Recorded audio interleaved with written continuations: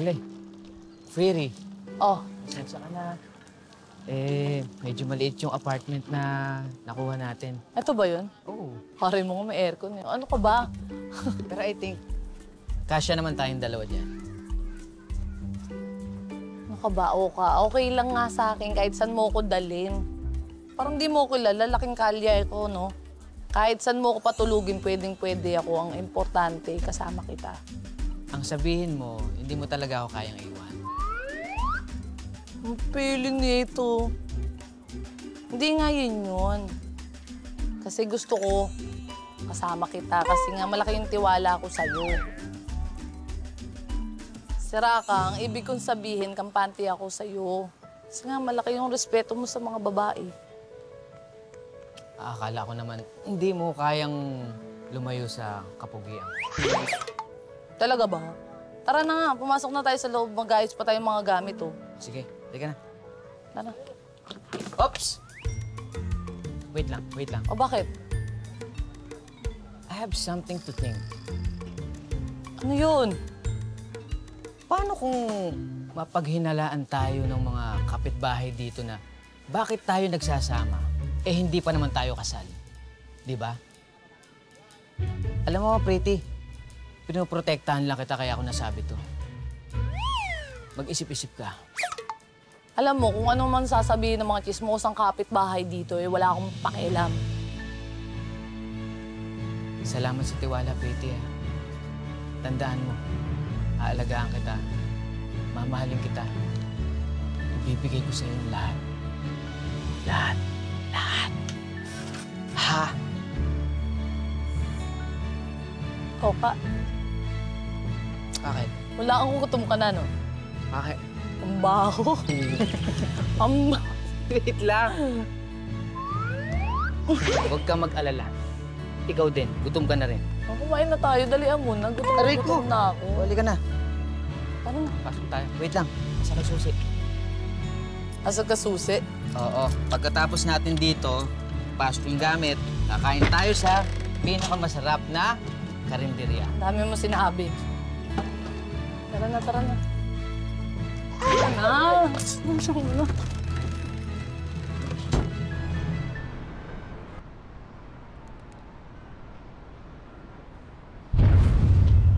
Oh.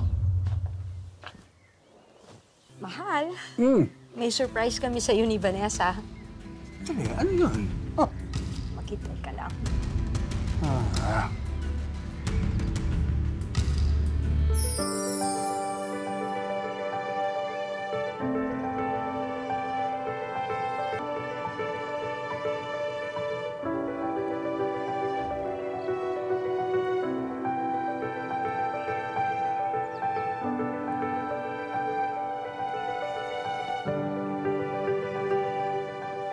Anak ko ba?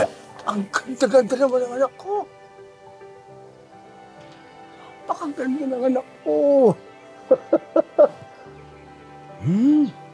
Salamat po. Papa. Anak, sa daling hindi tayo parating nagkikita, magkakausap. Bayaan mong bumawig ako sa iyo sa mga pagkulang ko. Sabihin mo lang ako ng gusto mo. Pipilin ko para sa'yo. House, tamay, kotse. Name it, anak. You'll have it.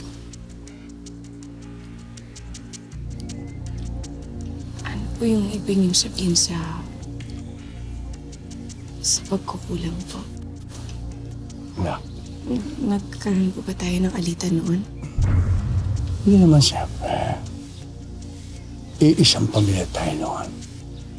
Hanggang matagal kang nakumato sa ospital. At nawala ang alaala mo.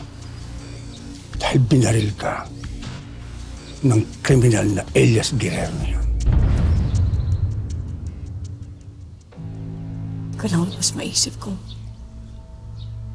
Bakit po tatambangan ng pamilya natin ng Elias Guerrero na yun? Napakasama naman po niya. Paano po pala kapag kapag binalikan niyo po yung pamilya natin. Kapag binalikan niyo po tayo. Anak, ako na mismo ang paparal sa kanya. Pag lumapit siya sa atin, lalong-lalo na sa'yo. At alam kong hindi ka na ulit masasaktan ng demonyong kriminal na Elias Guerrero na yan. At bilang Pangulo ng bansang ito, gagawin ko lahat para mahuli ng batas ang Elias Guerrero na yan.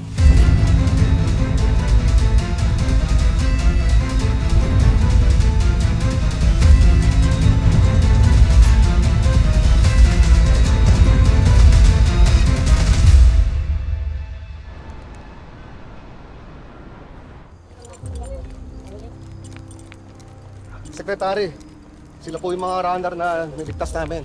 Okay naman kayo rito?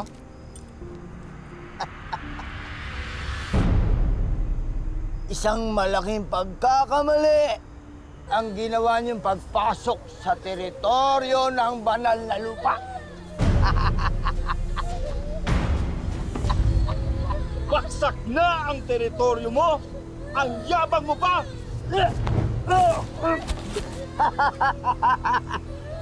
Isang pagkakamali ang ginawa ninyo. Dahil nahulog kayo sa aming patibong. Tumakas na po kayo. Nasa panganib po yung buhay niyo.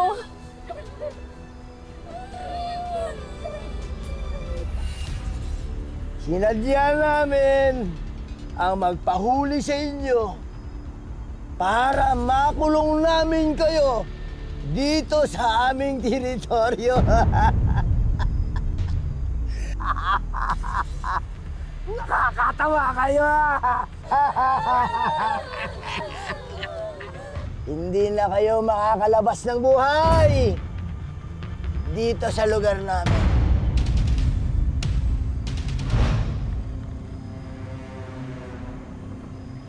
At gusto kong malaman ninyo na hindi ako ang tunay na Alvaro.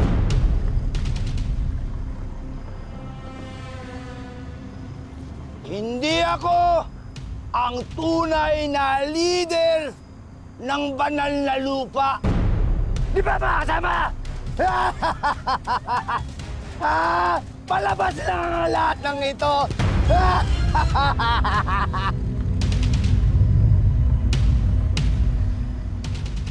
Ako! Si Alvaro! At ako ang tunay na hari ng banal na lupa!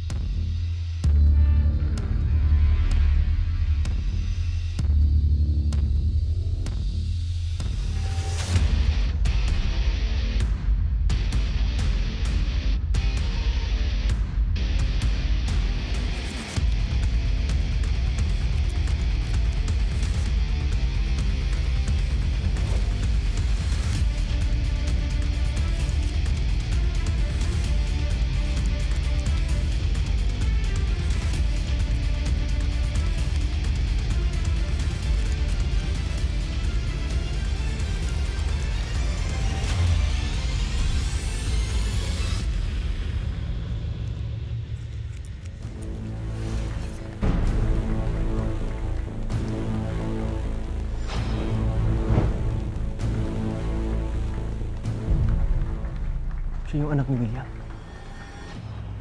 Parang mangyayaring anak ni William yan, kaibigan ni Elias yan.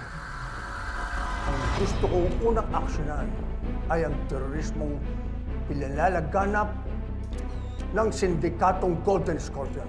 I will do everything in my power para mahuli si Edgardo Magallanes at si Elias Guerrero alias Black Rider.